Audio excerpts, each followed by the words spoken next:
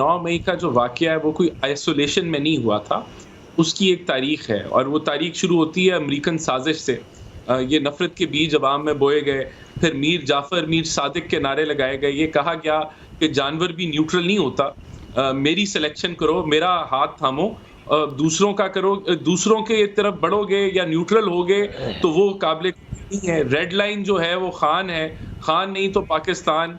फिर ये सारी ये बिल्डअप करते हुए ये चीज़ें 9 मई पे हुई कि रेड लाइन अगर खान को अब गिरफ्तार कर लिया तो कुछ नहीं होगा। फिर सारी वीडियोज़ और सब कुछ जो आया, पतलूनें लहराई गईं। वो कौन लोग थे? वो वीडियो ने कैप्चर किया, वो 25 करोड़ अवाम ने देखा। तो ये कहना कि वो एक बैरूनी साज़िश थी, उन्होंने कोर्ट के प्रेमिसेस में खान साहब ने कहा कि अगर मुझे गिरफ्तार किया तो फिर यही हाल होगा।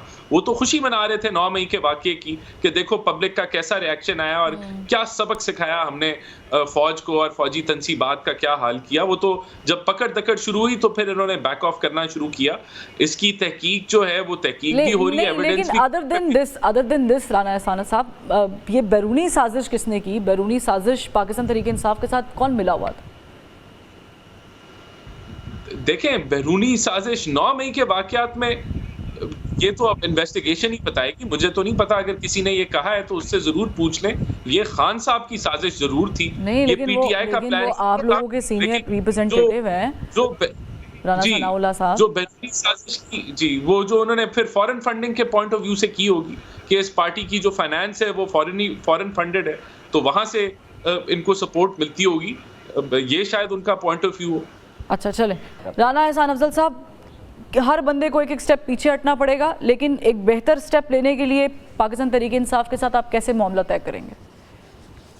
देखिए, प्राइम मिनिस्टर ने तो फ्लोर ऑफ द हाउस में इनको दावत दी कि आप बातचीत करें मुल्क के इस्तेहकाम के लिए, मुल्क की तरक्की के लिए। इन्होंने रद्द कर दी। अभी जो ऑल पार्टीज कॉन्फ्रेंस होगी उसमें भी बुलाया।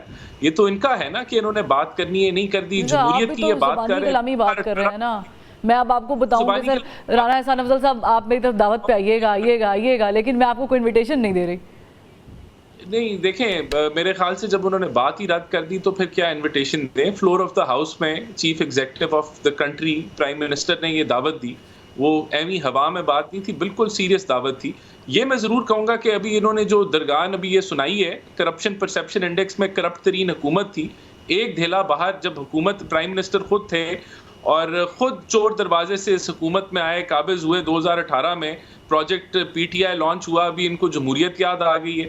ये बाहर से पैसे लाने की बात करते हैं तो लेके आते हैं ना उस वक्त बाहर से पैसे। जो बाहर वाले पैसे दे रहे थे यूके वाले 190 मिलियन पाउंड, वो तो इन्होंने एडजस्ट करा के उसके एवज चंदे के नाम पे ज़मीनें खरीद ली, खुद ले ली ज़मीनें अपने नाम करा दी, और दर्जनों एकड़, पता नहीं 500 या 400 एकड़, जिसमें फरा गोटी भी है, वो जो इनकी बीवी है बुशरा बीबी और खान साहब खुद। तो ये कौन सा ये जो है भाषण दे रहे हैं? ये अवाम को बेवकूफ़ समझते हैं कि ये अब ये भाषण देंगे कि अपने ऑपोजिशन को, अपने कोलिशन पार्टनर्स को टेलीफोन के कॉल के जरिए कंट्रोल करते थे, बिल वो पास कराते थे, तारीफें कर करके ये नहीं चुप होते थे। अब इनको जमहूरियत और अफवाज पाकिस्तान और फलाना और ये चीज़ें याद आ गई हैं। ये खुद इनकी क्या हरकतें, और आज इनका आप भाषण सुन लें। ठीक है हसन मुर्तज़ा साहब, मैं दोनों एंड्स को आप सुन चुके हैं, मैं भी सुन चुकी हूँ। मुझे बताएं कि पाकिस्तान पीपल्स पार्टी इस क्रूशल टाइम में क्या किरदार अदा कर सकती है इन दोनों फरीकैन के बीच में, ये सालसी के लिए?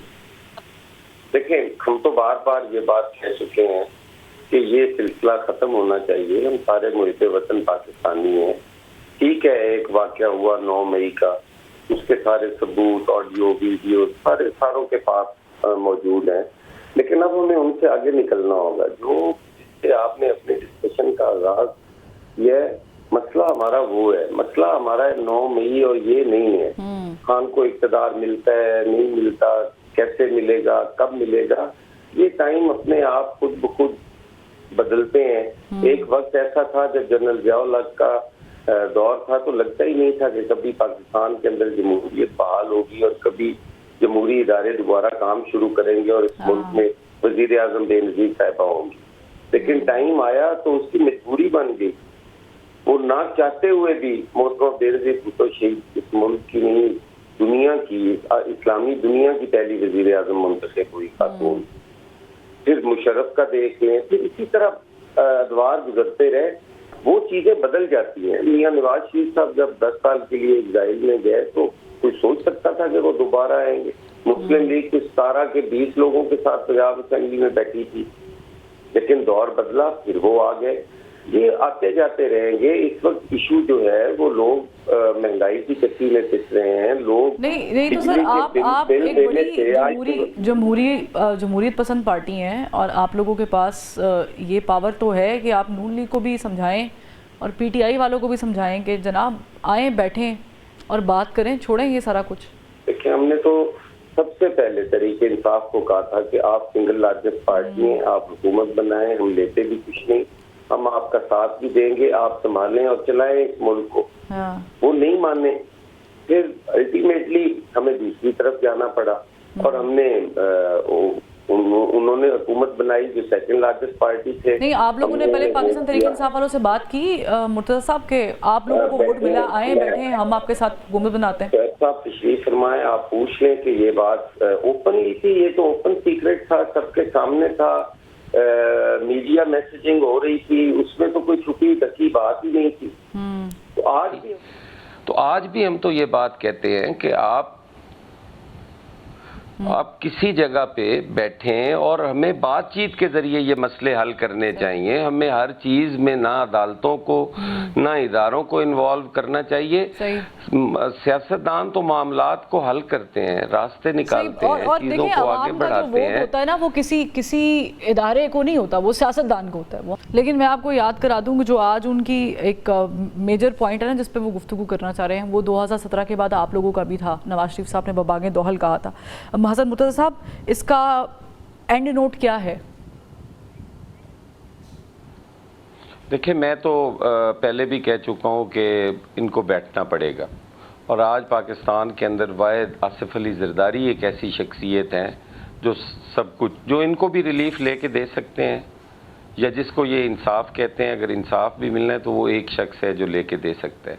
इनको बैठना पड़ेगा, बातचीत के ज़रिए मामलात को हल करना पड़ेगा, इल्ज़ामात से हमें निकलना पड़ेगा। बहुत हो चुकी है ये वाली सियासत के एक दूसरे पे इल्ज़ाम लगा रहे हैं। किसको नहीं पता कि तहरीक इंसाफ की हुकूमत में उस्मान बुज़दार के दौर में क्या होता रहा है पंजाब के अंदर और कहाँ वो पैसा जाता रहा है, कितने स्कैंडल्स आए हैं। उस वक्त तो कोई सिपाही नहीं लग सकता था।